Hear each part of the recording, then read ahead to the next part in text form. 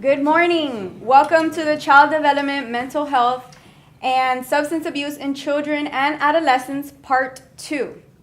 In today's training, we are going to begin with a review from our last training, which was the purpose of this training is to increase your awareness and your knowledge about general aspects in child development, mental health, and substance abuse in children and adolescents. We're going to get into a little bit more detail about other aspects that we didn't cover in the first training.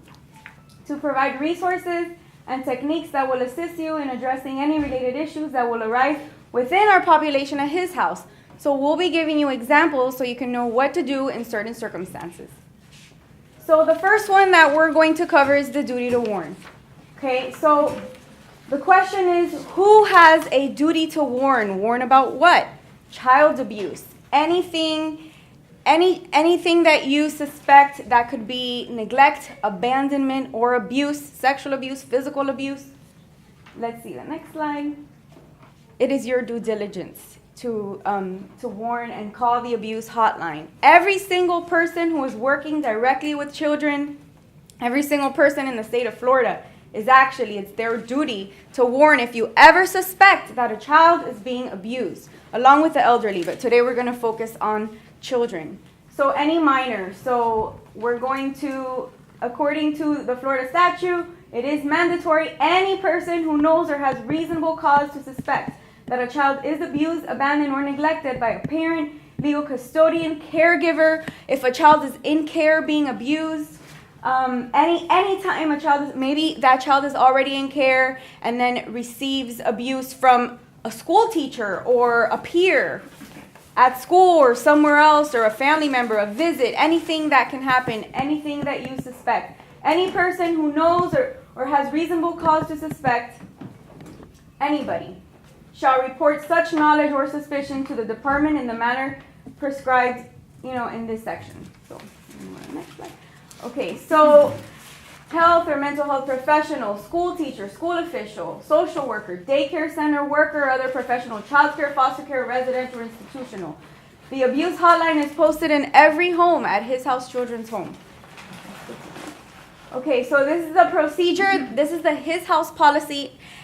Please take some notes in regards to this if you have any questions, and for future reference, you never know when you're going to have to report something. But this is the protocol at his house. This is the policy. Any staff member that learns, suspects. Now, here's the key word here. And the abuse has not been reported, because it can really create problems if the abuse has already been reported. You report it again. It's reported double time. So how do we go about that? Well, we would advise for you to follow the protocol. Talk to your supervisor just to make sure the abuse has not been reported. Okay? In emergency cases where a child is in immediate danger, His House staff shall call 911 for local law enforcement and call the Florida Abuse Hotline to report any immediate danger. Okay?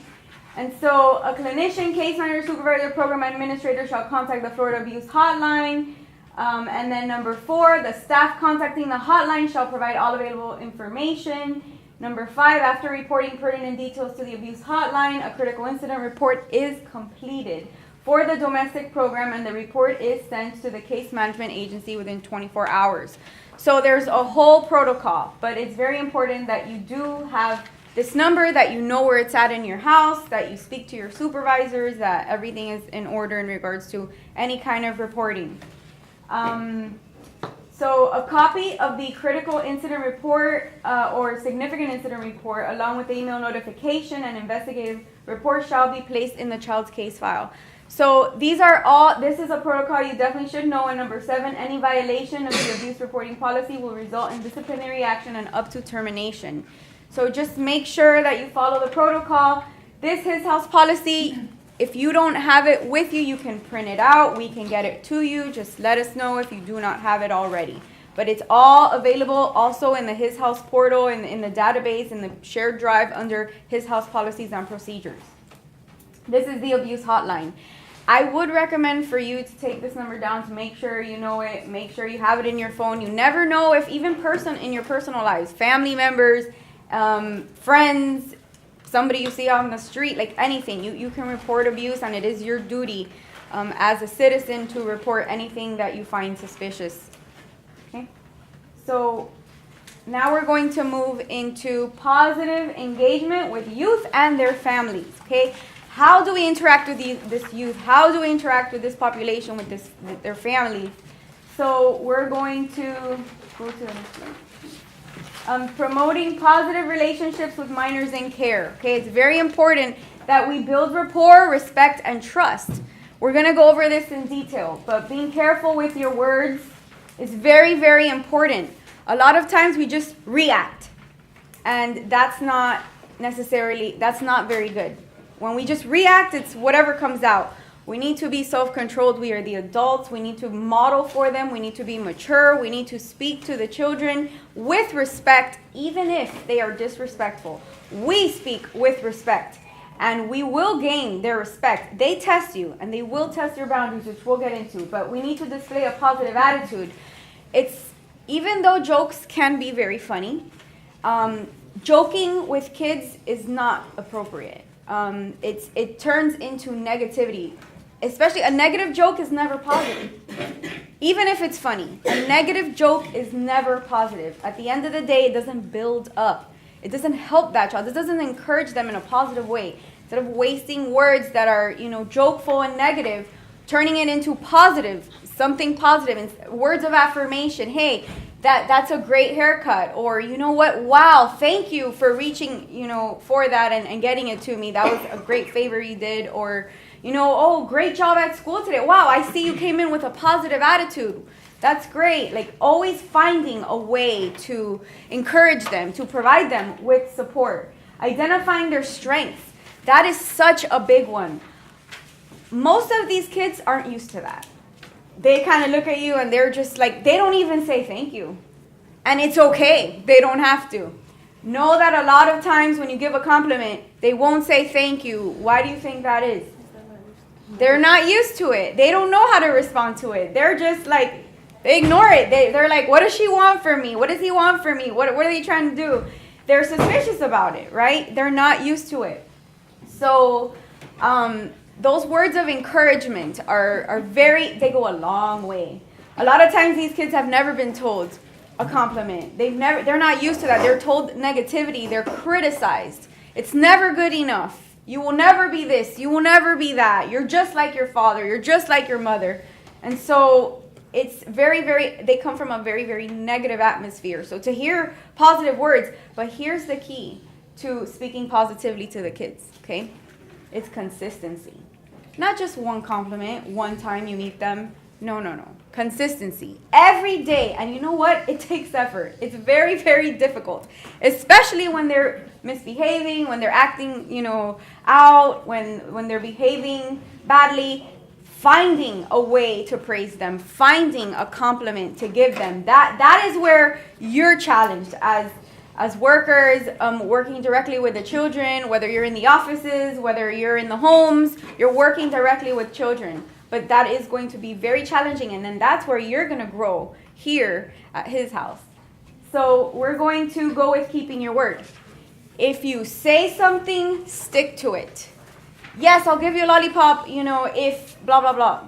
You better believe they're going to ask you they're going to remember that lollipop you promised or whatever it is.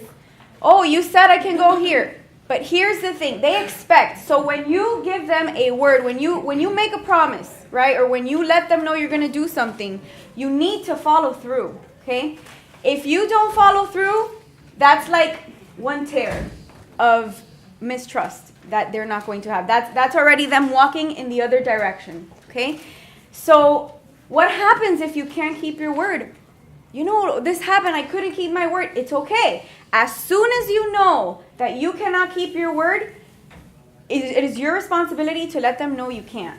Hey, look, I know that I told you this, but this is what happened, and this is what I'm going to do about it. I can't do it today, but you know what? I'm going to try my best for tomorrow, and you're on their team. You're there to help them. You're there to encourage them, right? So if you can't keep your word, as soon as you know, don't tell them 3 days later, oh yeah, I can't. Because they get frustrated. That's a lack of consideration. It's like they were expecting this all this time. They're getting built up about it, and then you let them down. They're used to being let down. So, they may not even They may be very indifferent, and apathetic towards it. So here's the thing. You give them your word of whatever it is, okay? And then you complete it. If you can't complete it, as soon as you let them know, look, I just found out this. It's raining. We can't go on that field trip. Or this or that. Whatever it may be, you let them know ASAP, okay? Consistency creates reliability. When you are consistent, they're going to know, if she said that, it's happening. And if it's not, she's going to let me know. She's going to communicate. Whoever, they're going to know that you're reliable. Now, it takes time. It takes time to build trust, to build rapport, for them to know that they can, rely on you. It takes time. Like any relationship, it takes time. You need to show me. You need to prove it. Faith without works is dead. If you don't show me, I don't know you're real. So you need to be real with them. Setting boundaries. Just because you're real with them and you're trying to build this honesty, this rapport, this respect, does not mean let them walk all over you. No. You set the boundaries and not with attitude. Staff should never have attitude towards the kids, but compassion, empathy, love, respect. Even if they get on your nerves, there's going to be times that they make you so mad, or they know how to get under your skin. They'll try you. They'll try to get you to be against them, right? In some way, they're going to try to make you reject them, okay? Because everybody's rejected me all my life, and you know what? You're just one other person who's just going to leave and who's not going to be there for me. So it's very important to set boundaries. That's where you draw respect, and you don't have to give attitude to earn respect. A lot of people have that mentality, and it's very like in our day and in our society, it's like, no, you have to, be mean to demand respect. No, that's the wrong kind of reverence. It's a reverence out of fear of the person, and we want to do a reverence out of love.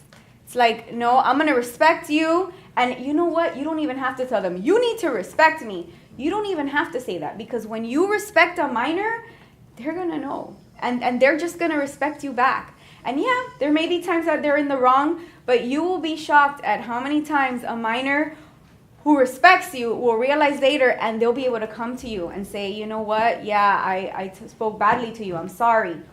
And and something else too is recognizing when you're wrong is very important. Yes, you're the adult, but you're human and you have sins and you're gonna mess up and you have error, right? So it's very important that when you mess up, and let's say you do lose it once, and you answer them in a bad way, or you say something with an attitude, or your tone of voice is annoyed with them, right? And they feel bad about that. They feel rejected about your your annoyance towards them. It's okay to say, you know what? I did not have the right attitude towards you. I'm so sorry. I shouldn't have spoken to you like that. And let me tell you, this population is not used to that ever. The parent is right. They're always right. Or whoever it is, it's always right. Nobody apologizes. Okay? So they're not used to forgiveness. They're not used to asking them for forgiveness. And that's actually unheard of in some families. You don't ask for forgiveness. The parent is always right no matter what. You respect them. But it's very important that if you mess up, acknowledge it. And talk to the kid one-on-one and let them know, you know what, I shouldn't have spoken to you like that. And you will earn so many points of respect doing that. And so setting your boundaries, being firm. Look, and you can say it kindly, you can say it nicely. Just set the boundary. Look, I'm sorry, you can't do that. I'm so sorry. Look, we can work this out, we can work that out. These are your options. You can pick between your options. And if they get upset, they get upset. But at the end of the day, they'll get over it. They have no other choice. They need to follow the rules while they're in the program. And that's just the way it is. Just like as employees, we need to follow the rules. And that's the way it is, whether we agree with them or not. Either we leave or we stay and follow the rules. So communication is very, very, very important. This is all having to do with communication, and so which rounds everything up together. So these help youth to identify their strengths. We have a list. So you have the list of the 50 ways to encourage a child. A child and adolescent. A 17-year-old needs just as much encouragement as a 3-year-old learning to go potty. Okay? So encouraging kids is extremely important, and not just one time. Try to do it as much as you can. Let every other word of yours be an encouragement. Positive words. Hey, I noticed you did this. And you know what? It's very, very challenging, especially like if you're a parent. Your kid is always messing up. You're always trying to correct them, but trying to praise them more than you correct them. Trying to praise them more than what you're telling them what to do. And then asking them too, instead of like, go make your bed. Oh, okay, let's, go ahead and, can you make your bed, please? And, just things like that. And if they don't listen, you know what measures to take. But always asking kindly, always asking nicely. You're going to get a lot of rejection as well from the kids, a lot. And there's a period where they'll be super close to you, and then all of a sudden you don't know what happened, and they completely let go of you, and they're completely rejecting you. And that's okay. That happens. It's a wave. But as long as you stay consistent, you can continue to build that rapport, that trust, that reliability, okay? That they're gonna watch you. They're gonna watch your response on how you respond when they reject you. They're gonna look at you. So just make sure you're always consistent. Whether they love you, whether they hate you, whether they reject you, whether they care for you, always be consistent, okay? And so those were the 50 ways, and it's very important that you memorize a lot of those things and find ways. You can write your own lists for each kid. Like, okay, you know what? I took notice in this. Maybe you forget. Like maybe at the moment I can't say, oh, you did this, you did that. But then later on I remember stuff. Go ahead, write it down. And it'll help you to remember for later. Don't forget to praise them. Praise them every single day. Additional ways to promote positive relationships with minors in our care. Identify their needs. You know what? I'm realizing this kid can't see well. Did he, go to the doctor? Send an email to case management. Send an email to your supervisor, whatever the protocol is. Make sure that you are an advocate for these kids. Like you're their parent, You are the parents they have here at his house, okay? And you are going to spend more time with them than anyone else if you're a child care worker. And then if you're in the office, the same thing. Ask the child care workers, is there anything you've noticed? There needs to be communication between child care workers and administration. That's very, very important. Ask each other about the kids. If you see something going on that's suspicious in the homes or something that they're in need of, go ahead and let management know. Hey, look, I've noticed that this kid has been coming home different lately. He's just not himself. Every day he's coming in like sad. I'm no therapist. I don't know anything, but I know that he's changed his mood every time he comes in. Take notice of that. Let us know. There are many times in the homes that things are going on, but if I'm not notified as a clinician, I can't help the kid. And I have to find out through the kid. But it's very important to keep communication. So I love when staff will let me know, like, hey, this is what's been going on. This is what's happening. I've noticed a change. And I will be able to look into that further. And you know what? Most of the time, it is something that is, there's symptoms. Kids show you symptoms. Just like if you're sick, you have a runny nose, or maybe you have a headache, or, like sinuses. So your body's going to show you symptoms the same way your body's going to show you emotionally. When you see emotional symptoms, something's going on. Maybe it doesn't come out in therapy immediately. Maybe it comes out later somewhere else, but something's going on. There are symptoms. Don't ignore the symptoms, okay? And so providing support, advocating for the children. See, all of this we already spoke about. An example is like, if you see that they're very talented, okay? Like, wow, this person can really dance. I mean, she's just very gifted in that. Or look at this kid has an art for drawing. Like, he is just an amazing artist, and everything he does, taking into their needs, seeing, okay, maybe there's something that can be done. Maybe there's not, but at least you tried. At least you can put it out there. Send it to the case manager, or whoever it is that you need to report these things to, you need to know. So caring for these kids like they were your own and building them up. You want to build up these kids while you're here. You're not here in vain, okay? You're here with a purpose. And your purpose is to pour positivity and love into the lives of every child in your care, okay? This is a great mission that you are called to do here at his house. So being present and engaged with the minors. There's protocol, there's things you have to do this, you have to do that, but try to really be in the moment, be present, be with the kids, enjoy them, learn to enjoy them. There are times where you're not going to enjoy them, You're gonna, when's my shift over? But you know what? Challenging yourself to, okay, how can I make this work? How can I make lemonade right now with these lemons, right? Making a way. And like, you know, when you go to Disney World, everybody's happy at Disney. It doesn't matter what kind of Disney day you have, like everybody's happy, right? Putting on your happy face here. A lot of us, you know, everybody has problems, everybody has issues, whether personal, whatever, but taking your issue, dying to yourself, okay? You need to come out of yourself, and you know what? You're here to serve, and while you're at work, you're focused. You're focused on the kids, and you put on your His House face, and you help them in whatever they need, okay? And if it's really, really bad personally, then you speak to your supervisor, do what you got to do to not be here. And so being mindful of the population you're serving with empathy and compassion. Or you're going to this is not your average population. These kids have to go to inner city schools, or schools around the area. Like they need to go to schools that are not for foster kids. They need to go to normal schools that all the other kids go to, that all the other kids have families and homes and people they can, count on. These kids don't have people, these kids are here. We need to be mindful because a lot of times it could be very tempting, and I've seen it, where, these kids are treated like any other kids, like if they had all the support in the world, but that's not okay.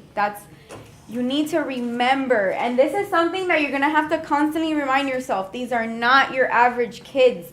They need support. They need more support than ever. They need love more than ever. They need reliability, trust, everything. So protecting kids from speech that doesn't build up. You know what I've seen a lot? That should not be, okay? This is very, very inappropriate, and it's something that should not happen. When one kid is talking rudely to another, okay? That needs to be stopped immediately. I've seen people do like a deaf ear. Oh, I didn't hear that. Oh, I'm just going to keep doing what I'm doing. That needs to be addressed ASAP. We have a zero tolerance policy for bullying. There's no bullying, and even if it's a negative comment, negative never builds up, ever. It doesn't build up. So if one kid is talking, and they will do that, the kids here are used to that. So they're going to go and bully each other. They're going to go, and they receive it from school, or they received it in their past. They're going to go and be those bullies because they're wounded. But they need to learn here, nope, that will not be tolerated. And go to that extreme. Do not let any kid speak badly of any kid, or even treating with attitude. If you see one kid giving another kid attitude, pulling that kid aside and talking to the kid, it's not okay. You're being very mean to that kid. What's going on? And you'll see, well, because he hit me, 10 minutes ago, and you didn't know or whatever. Something's going on. If a kid is acting out with these symptoms, something's going on. And I challenge each of you to go ahead and press in, like, what's going on? Talk to the kid, find out what's happening. Kids don't just act to act. There's a reason why they're acting that way, and it's not permissible for them to behave that way with one another. And you're there. You're there to help them and to stop that, okay? And to break that cycle of abuse, break that cycle of negativity that they have. The next one is protecting kids from speech that doesn't build up. We just went over it. There's a difference between empathy and there's compassion, and there's sympathy and empathy, which there's a whole training on that Haiti does. Haiti Fuentes is the clinical director, but it's excellent. Empathy is like really being there with the person, like feeling the person, like you're there. And sympathy is like, oh, I'm so sorry for you. Oh, that really stinks. But like being there with the kid, like listening to that kid. If the kid has a horrible day at school, like you're the one there. You're the open ears, like asking that kid, how are you? That's very hard to do when it's like the ratio is at its max, and it's very hard, but making efforts. Finding those 2 minutes, whatever it takes, to 2 minutes with this kid, 2 minutes with that kid, dividing your time wisely, that's going to take time management. So like making it work, making a plan, like make this like your special project where you are going to like accomplish all these things. Make goals for yourself as workers, like make goals for yourself. What do you want to accomplish with these kids? Who do you want to be in their life? Okay? And so evidence indicates that socioeconomic status affects family stability, including parenting practices, and resulting in developmental outcomes for children. poverty is a reliable predictor. A lot of these kids do come from poverty, homeless families. And so the exposure to substance abuse is very great. A lot of these kids have seen more than we have ever seen in our lives, at least a lot of times. So they come from very, very, very traumatic backgrounds. And they wouldn't be here if they didn't go through trauma. Every kid in foster care has endured trauma. So there are effects to that. There are ways that they're wired throughout the years in their development to think a certain way, to see things a certain way, like seeing the negative out of everything, or having like a mentality of drugs or this or that. And you know what? It becomes normalized for them. They are completely immune to what they've seen. So for that, it's normal. Oh, that's fine. That's not a big deal. Oh, only weed? Oh, please. Like, so that's their mentality. So you need to be very, very careful with remembering where they come from and their backgrounds and how this is not okay. And even though they've learned all this, we have to disassemble everything they've learned in that negativity. We have to break it down and say, no, you know what? Even though this was normal in your family, if this was normal for you, it's not okay, because you're destroying your body, you're destroying your mind, you're destroying yourself emotionally. You don't need that. You don't need to do that to yourself, and showing them love. And this is a faith-based organization. Praying with a kid. Please don't forget to pray with your kids. Give them hope, talk to them about the word, ask them. That's like the biggest coping skill in the UAC program is reading their Bibles. And if they have any questions, or, just encouraging them about the love of God. Because at the end of the day, yeah, maybe mom left you, dad, everybody left you, but God is with you. And going over that with them is like the utmost importance here. And that's what this foundation, this organization was founded on, were the principles of God. Like God opened this place. If you don't know the specific story, you need to look it up on how this place started. But God gave Jean Caceres Gonzalez a vision, and literally step by step, walking by faith, she ended up opening this amazing place that today we have served thousands of children. We were recognized amongst the very top. During the Haiti crisis, we were the first agency receiving children. And because of that, like Washington, we're an example in Washington, D.C. because of that as well, because of how well we took care of them. We had employees sleeping in the hallway. We were waiting for them to get to the airport. Everybody was volunteering. We were in the houses trying to learn Creole, trying to help out in whatever way. Everybody stepped in. It was a community effort and a crisis intervention that was so beautiful, and that I'm so blessed to have been a part of. But it was absolutely amazing how everybody just came together, and there were a whole bunch of parents, adoptive parents, who flew in from all over the U.S., sleeping in the hallways. It was like a mess. It was so disorganized, but it was so beautiful at the same time, because everybody was working together for the same cause, to get all these kids to their homes. And so the next slide is education. These kids, they need so much support in their education. It's very difficult. Coming from the background, they don't care. They don't care. And you know what? Sometimes you'll see they don't care. Most of the time, they don't care, because they feel they have nothing to live for. My life, you know what? Who cares? Nobody cares about it. I don't care about it. But that's what we're there for. We're going to help them. Did you do your homework? And not like this. Did you do your homework? Not out of like, you have to do your homework. Not out of force. No, hey, did you do your homework? Do you need any help? Do you understand it? If you see that a child, let's say you can't help them with their homework, it's, the grade level or whatever, asking the case nurse, hey, look, we need a tutor. Perhaps we can get a tutor for this child. I've noticed they've had trouble completing their homework. Really helping these kids like they're your own. Like, how could you help them with school? How could you help them emotionally? How could you help them in the home? How could you make their everyday life? How could you be that little piece of sunshine in their life each day? Okay? And so, there's dropout rates all the time, but really inspiring. And looking at a kid, let me tell you how big this is. Looking at a kid and saying, you're going to be something. You're going to be something. And when you go, you're going to be something very special. You have a lot of talents, a lot of abilities, and you need to find what's going on inside. You need to find your talent. You need to find it, because it's there, and you're going to be something one day. You have no idea how that stays imprinted in the mind. As well as when somebody tells that kid, you're never going to amount to anything. You're a loser. you know what? The same way you're going, the same way your family went, you're going, and you're going to stay like that. That is the worst thing you could ever tell a child, because that stays in their mind and they will never forget that, ever. But they will remember that person who believed in them. They will remember that person who supported them. They will remember that person who was always accepting them for who they were. Like, they want to be excited, they want to be hyper, they want to be this. Like, just letting a kid be a kid, letting a kid be happy, letting a kid really feel comfortable in just expressing themselves, okay? The next slide we have is psychological health. Lower levels of socioeconomic status have been found to be associated with the following. There's higher rates of attempted suicide, okay? Cigarette smoking and engaging in episodic heavy drinking. It's very, very common. These kids, a lot of them come drugged up from school, you know, and just taking notice and really being there for them, you know, like, they're going to be like, you have to use your discernment and just really be there, you knowing, okay, like, how can I best help this kid right now? What's going to best serve this kid? And how could I really care for this kid? Okay?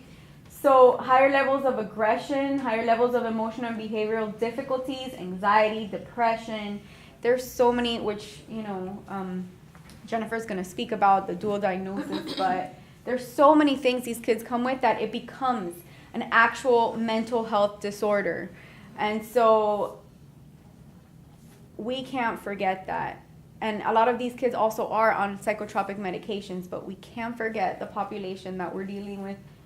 And the next slide is positive relationships with families of minors. This pertains more to, I mean, there have been times of interaction, like when the workers in the homes have to bring the kids here for visits, and you interact with the family, but loving on that family, treating them kindly. Hi, your kid has been waiting all week to see you. They're so happy you're here. Like, giving them words of encouragement. I used to do the therapeutic visits for domestic, and they were mandated, the court-ordered ones that they have in the visitation room, and there were so many times that's all the parent needed to hear to, like, be motivated to come back, to make the extra efforts to get here on time, to come back. There were times I was texting the parent, are you coming? Are you coming? Like, are you almost here? Yes. I was able to work with the parents directly. And, you know, I could have taken the route of, you know what, you're not here. They're 15 minutes late. Oh, it's canceled. We're done. No, I'm here to help. I want the kid to see the parent. You know, I want them to see each other. And I want this family to be restored. And so, you know, we had relationships with the parents, building that trust, building that rapport, me letting the parent know, okay, look, but, you know, in 5 minutes if you're not here, I'm really going to have to cancel. Please hurry up. Like, you know, just work with your population, whoever that may be. Just work with them. Just communication and work with them. And so another thing, too, is making sure that the kids get here on time. That's a big one. Just make sure you're doing your part. And if for whatever reason, you know, it's something happens, apologizing. Look, I'm so sorry your kid is late. This is what happened, but I'm so sorry. You know, I'm going to make every effort to bring him here on time. So the parent knows you're making an effort, okay? As case managers as well, and clinicians, you know, making sure that you have relationship with these parents, that you're showing these parents, look, not only do I care about your kid, but I care about you being reunified with your kid. I'm here to help. I'm here to support you. I'm here to help in whatever way I can. So having consideration, that's a big one. Considering others. Making sure you're considering the parent's needs as well. If the parent voices a need, and obviously, you know, if it's not your role to supply that need or to help them, letting them know, don't worry, I'm going to relay that to the person responsible for that, and don't worry, like, I'll make sure they know. And making sure that person, whoever it is, like the case manager, targeted case manager, making sure that whoever needs to know knows, and at least you relayed the information, you did your part. What that person does is on them, but you did your part. Focus on your part. And so, and the empathy and compassion we already went over, but basically just having, you know, compassion, empathy for these kids. Okay, so now we are going to pause for a few minutes and while we await Jennifer. Good morning, everybody. So I'm going to be talking about responding to mental health crisis and recognizing it as well. When you think of the words mental health crisis, What are some things that might come to mind? What are things that you think of just off the bat? Disorders, depression. Instability. Okay, instability. Okay, very good, very good.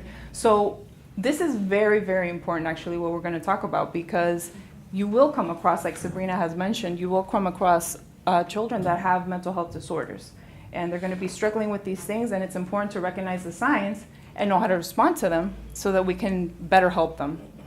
So I want you to think of one of the most important ones. That's the one we're going to focus on in a little bit, which is life-threatening behavior. So we're talking about suicide. We're talking about homicide. Those are things that are extremely the most important. That's why we're going to focus on especially suicide. But also, things that can become mental health crisis are auditory hallucinations, visual hallucinations.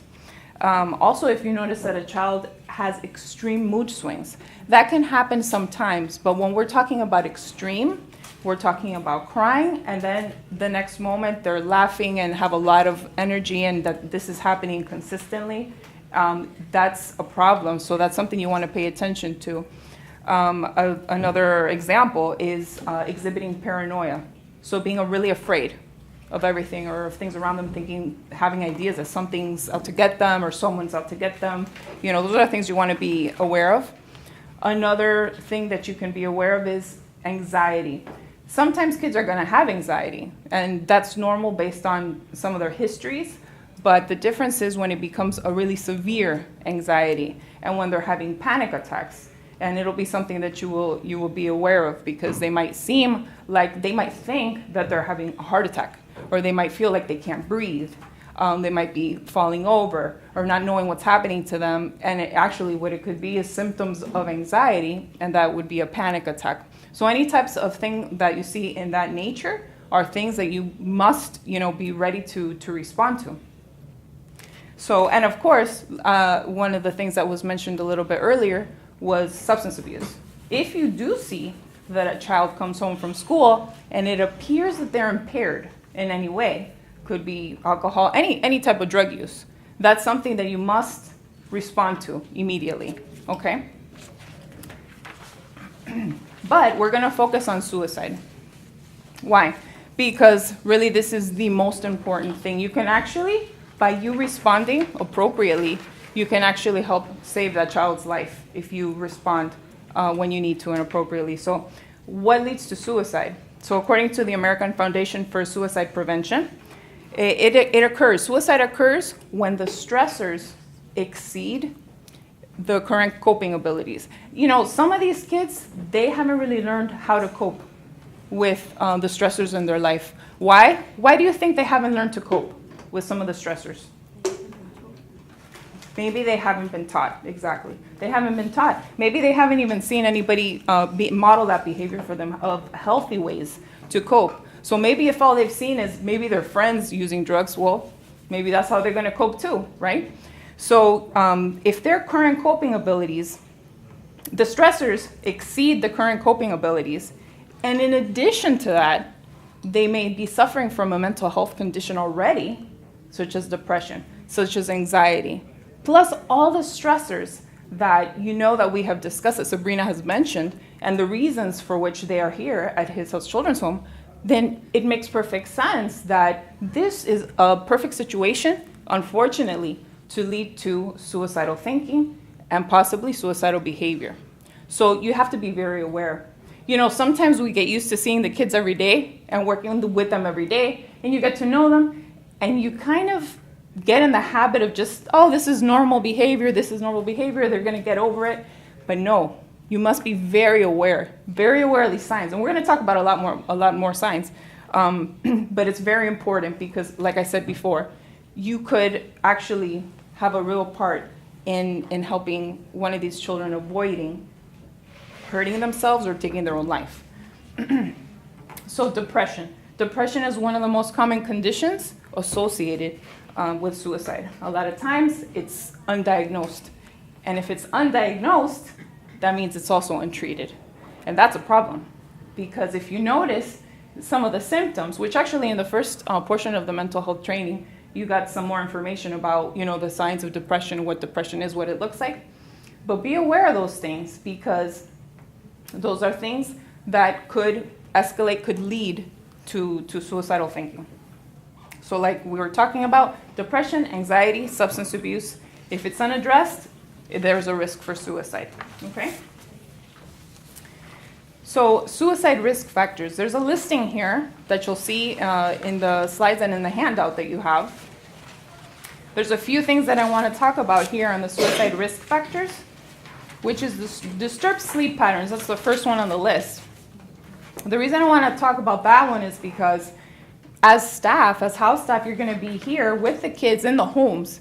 You guys are really the first responders. You're the first responders. This is such an important role that you play, extremely important. You're the ones that see the kids all day long. You're the ones that see the kids at night. You see all the behaviors. You guys are the ones that are going to know what's going on. And you have, it's actually a really big responsibility, because you have the ability to communicate that to someone if the child needs help. So this is what we want to encourage you to do. So, for example, with disturbed sleep patterns, there's something called hypersomnia. Does anybody know what that would be? Hypersomnia? Too much sleep, exactly.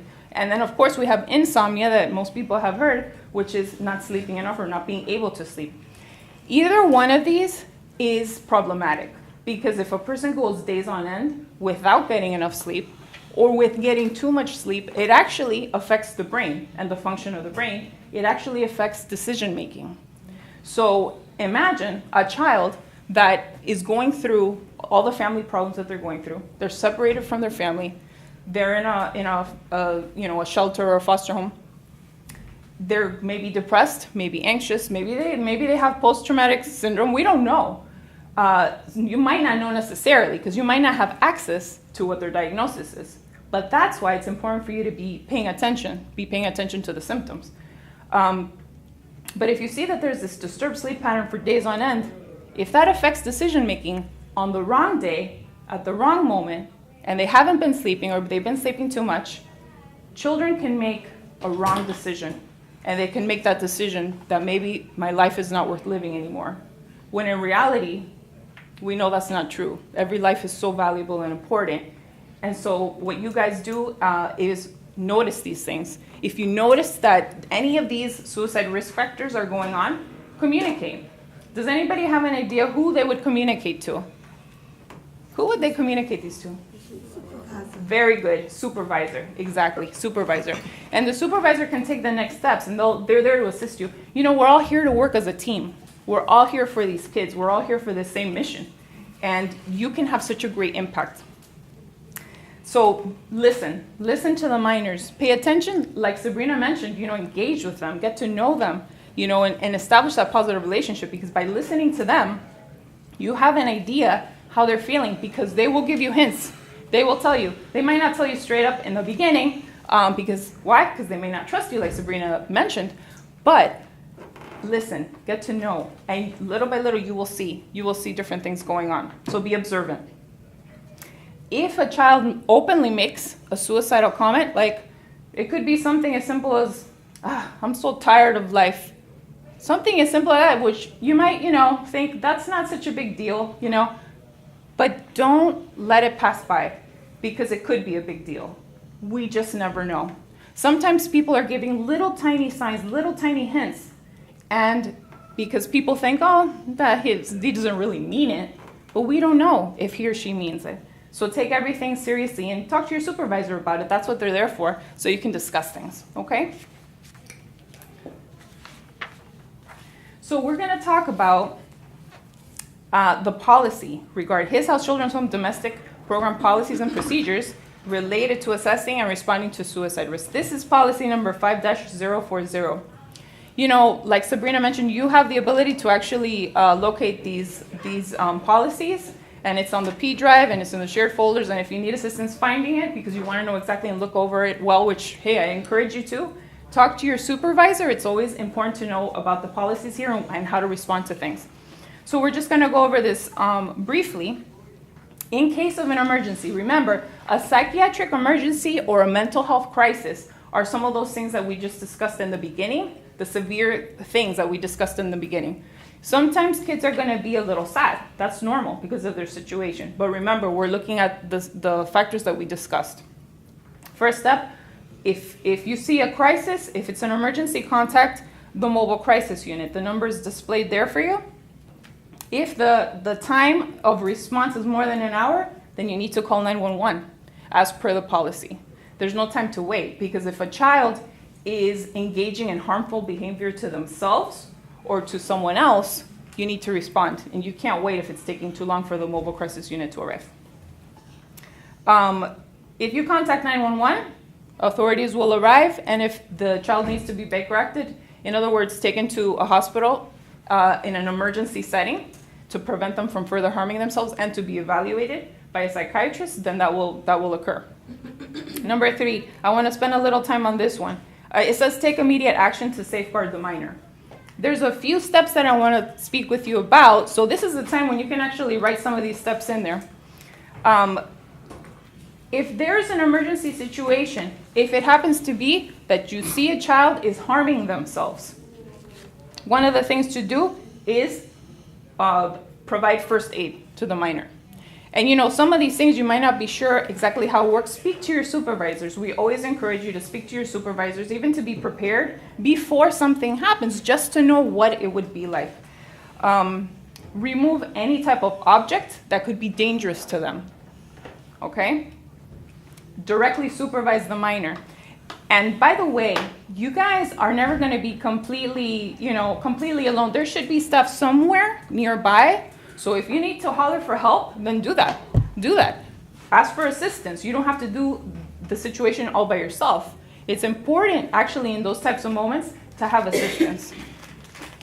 Utilize de-escalation techniques, okay, to help to promote emotional stabilization. You want to help the minor to calm down as much as you can. And actually, that specific step, when you take the CPI training, you learn specifically about those de-escalation techniques. If necessary for the minor safety, you might need to put them temporarily in a place where you can specifically observe them. And maybe that might be a little bit away from the other minors, but as long as you can keep an eye on them to make sure that they're safe. So any degree of suicidal intent, which means that they're talking about, I want to take my life, any degree of suicidal intent, that's going to be considered a psychiatric emergency. If you hear those words, I don't want to live anymore, I want to die, that's a psychiatric emergency. You can't take it like, oh, not a big deal. Very big deal, because you don't know what that child's next step might be. Okay? So treat it that way. So what you would do is you would follow these steps and then contact your supervisor. It's important to keep your supervisor informed of everything that's going on. Also, because they're going to give you support. Okay. Now, the next policy that I'm going to talk about is the policy for the UAC program regarding assessing and responding to suicide risk. So the suicide-specific guidelines are to determine if the minor has a suicide plan. If the minor has a suicide plan and a means of acting upon it, then immediately you must take action. You must remove whatever objects around that they could use to harm themselves. And like I discussed, any degree of suicidal intent is an emergency, right? So in the case of that emergency, for the UAC program staff, what they're going to do is contact 911, and the minor will probably be bed corrected if appropriate. They have something called a treatment authorization request in that program, and that's going to be submitted within 24 hours when the minor is admitted to the hospital and assessed by a psychiatrist. So again, the section of taking immediate action: render first aid if appropriate, remove any objects that could be dangerous to the child, directly supervise the minor with a staff to minor ratio of 1:1. Somebody must be with that child until the licensed mental health professional can come and assess further. Again, use de-escalation techniques. And if necessary, place them in seclusion away from some of the other people that you can have your eye on them and be with them and make sure that they're safe. Remember that regarding CPI, the de-escalation techniques that you use there and actually restraining a minor, that should only be used as a last resort, And, again, I'll say that always speak with your supervisors just to know really well how to proceed with that if need be. Okay, so now we're going to talk a little bit about working with children with special needs. Special populations or special needs include, but are not limited to, physical disabilities. Physical disabilities. What are examples of physical disabilities? Somebody's in a wheelchair? Walk with a limp. Walking with a limp. Maybe the child is deaf or partially deaf. Maybe they're partially blind. Maybe they have a limb that's not functioning properly. It could be actually a number of things that could, be classified as a physical disability. Also, we have intellectual disabilities. Intellectual disabilities, what used to be referred to as mental retardation is now referred to in the diagnostic manual that mental health professionals use as intellectual disability, okay? Mental health issues, which we've talked about, we're going to continue talking about a little bit, especially we're going to talk about dual diagnosis issues. Another one is chronic physical illnesses. Who can think of a chronic physical illness that you might come across? Asthma, very good. That means if they have asthma, what are they going to need? A pump, an inhaler, right? Something like that, right? Okay, something else? Okay, maybe sickle cell anemia. There's so many different physical conditions. Maybe they have diabetes, There's so many that maybe require not only special attention to see how they're feeling, but actually may require providing medication while you're working. So you might be the one to administer the medication to the child or assist in that way, or at least be the one that's the timekeeper. Hey, it's time to take your medication. So this is part of special needs. Another part of special needs is abused and neglected. We discussed that a little bit, and that's extremely important because unfortunately many of the kids that are here have, had to deal with abuse and neglect in their life, and that's part of the reason that they're actually here. According to the Centers for Disease Control and Prevention, these special needs are also risk factors for a child being abused and neglected by caretakers in their community. Why do you think that is? If, let's say, they have a physical disability, why would that make them more at risk for being abused or neglected in their community? Exactly. That's the word I was looking for. Very good. Vulnerable. They're vulnerable. So actually, they can be taken advantage of. They don't have maybe the same exact abilities to cope or to verbalize what they need or what's happening to them. So it's really important. Special needs requires special care, okay? Pay attention. That means listening well. Sometimes they're not going to communicate in the same way as other children, especially like if you think of a child with intellectual disability. They're not going to be communicating in the same exact way. They might not be able to tell you what they need as clearly as another child. So you must listen well and you must engage if you really want to help that child. You have to try different ways sometimes to find out what they need. That means asking things in different ways or telling them to maybe tell you in a different way so that maybe you can understand what they really need or want.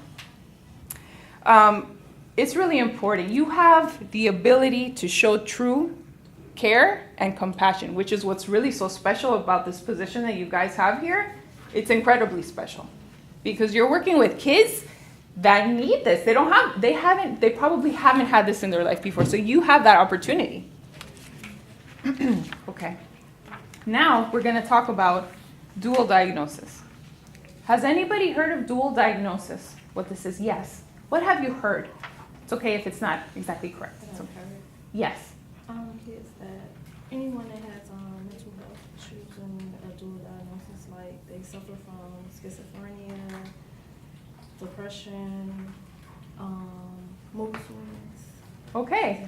So yes, we're on the right track because this is where we're going. We are going with mental health issues. It could be depression, schizophrenia, it could be anxiety, it could be post-traumatic stress disorder. And the specific thing with dual diagnosis is they have a mental health disorder in addition to a substance use disorder, or in addition to one of those items that we talked about. So it could be physical, mental, or substance abuse conditions. Okay, so if they have any combination of those, or maybe all three, maybe they have a mental health condition, a physical condition, and a substance abuse disorder, then you have all three. This is referred to as dual diagnosis. Why are we talking about this? It's going to require very special care. This is special needs here, right here. This is special needs. And these are the things that are not going to be easy to work with. Because if you can imagine that a person, if you put yourself in the shoe, this is what empathy is about. Putting yourself in the shoes of the other person, okay? Trying to understand what they would feel like. If you were suffering from a mental health disorder, from depression, and you had a substance use disorder, and all of a sudden, the way you used to cope, which was by drinking, by smoking, whatever it is, you can't do that anymore. Now you're in His House Children's Home. Thank God. Now you're here, people that care about you, right? But still, you're not used to this. You're not used to all the rules. You're used to doing maybe whatever you want because maybe, unfortunately, your caretakers weren't there to give you rules, to give you guidance, to give you love. And those are some of the most basic things you need as a person, especially to become a productive member of society. Well, you know what? Each one of you here has the ability, because you are now working here, to have that type of profound impact on a child. The things that they may have never received. That's special. That's really special. So with these kids with special needs, remember, special needs requires special care. Special care. And yeah, sometimes it's going to be difficult. Sabrina mentioned that. Sometimes it's going to be difficult. It's going to be frustrating. It's going to be hard. It's going to be a challenge. But when you persevere, it also models for them to persevere. You actually have the ability to be models for them, and teach them how to cope appropriately. Because these kids with dual diagnosis, they need to learn how to cope appropriately with the situations that are occurring in their life. It's a lot. It's a lot. It's a lot for an adult. It's certainly a lot for a child or an adolescent. Okay? Let's go on to the next slide. So, being aware of the needs of a child who has a dual diagnosis, they may present with behavioral issues because they're dealing with all these things. It's going to be difficult for them to adjust to being in this place where there's rules, there's time frames, but this is all part of helping them to become who they really are meant to be. That's why this is a special thing, what you all are here to do. The child's going to need a lot of support, and you're going to want to help build their self-esteem. Because if you're a person that's depressed, if you're a child that's depressed, and you're dealing with being separated from family members, you're in a new place with people you don't know and you don't trust, and now you have to sleep in this place, and you don't know when you're going to be with your family again, or if you're going to be with your family again. Can you imagine the level of stress that causes on a child, on an adolescent, in addition to their mental health symptoms and in addition to not being able to cope well? So what is this? This requires a lot of care, compassion, empathy, and building their self-esteem, because they need all those things as they're in this new place and learning to cope with adjusting to be in this new place with new people. Be attentive. Listen to them. If you're attentive and if you listen to them, it's not that it's going to be easy, but it will minimize the frustration. Because think about it, even as adults, when you need something, when you need assistance, maybe you need assistance from a family member, maybe you need assistance from somebody at work or something, if they kind of just brush you off, yeah, I'll talk to you later about that. and you just feel like, but wait a second, this is important to me. I need assistance with this like as soon as possible. Yeah, I'll talk to you later. What does that make you feel like? So, yes, upset. And actually, there's a whole lot of feelings you can feel, but upset is a really good word in general.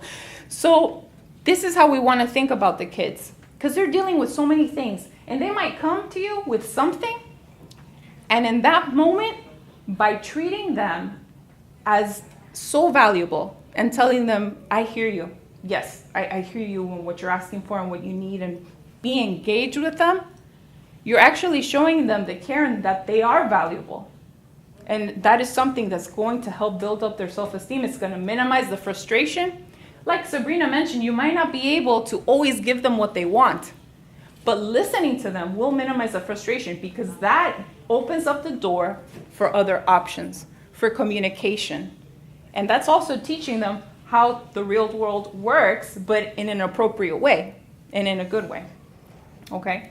So the child may need to receive special services. That's also why we're talking about this, why we're talking about mental health crisis, for you guys to know the signs and the symptoms, because if you see them, if you see the signs and symptoms, know that they might need additional services. It might not be enough to just go to school and just come home, and the care that you guys provide is something that's so important, but they might need additional assistance. They might need mental health services. So who would you speak to if you think that a child needs mental health services? Who would you speak to? Supervisor. Very good. Again, speak with your supervisor. If you see, this child, they've been crying a lot in the past couple of days, and I've tried, but I can't seem to calm them down, and they keep crying, or they're just sleeping all the time. They don't seem to care about anything anymore. Notice these things, and it's okay. Speak to your supervisor, because then they can connect the kids to the appropriate services. Sometimes the kids really need to have or be prescribed psychotropic medication, and that's going to alleviate some of the symptoms of the depression or the anxiety. Not in every case, but in some cases, and a psychiatrist may need to get involved to evaluate the child. Okay. I know that it was mentioned before, but just remember how you verbally address the kids is really important. It's just so important, because they need to feel support. They also need to feel boundaries. But I'm going to give you, just a little example of a child. Maybe a child doesn't want to follow a rule one day, because that thing, they just don't want to do that thing. So you say, Jill or Miguel or whoever the child is, it might be hard. I know it's hard to get used to this new place. You're here. I know you don't know everybody yet. This is really hard, and it's hard to have to follow these rules. I know you don't want to follow all these rules, but you know what? I've seen you follow some of the rules here, and you've done a great job following those rules. I know you can do it, and I'm here to help you through this process. So it's kind of like showing them there are rules to follow, but uplifting them and supporting them in that process. Remember that miscommunication causes friction. And when a child is dealing with all these issues, because we're talking about the dual diagnosis, when they're dealing with all those issues, if you don't communicate well with them, or if they might not be able to communicate well with you, it's going to cause friction. It's going to cause more problems. It will escalate a situation instead of de-escalate. So again, do your best to communicate well and work with each other. You guys are team members. Okay, so whoever you're working with in the house that day, whatever staff you're with, communicate with each other and communicate with your supervisor, because you're there to work together to help these kids.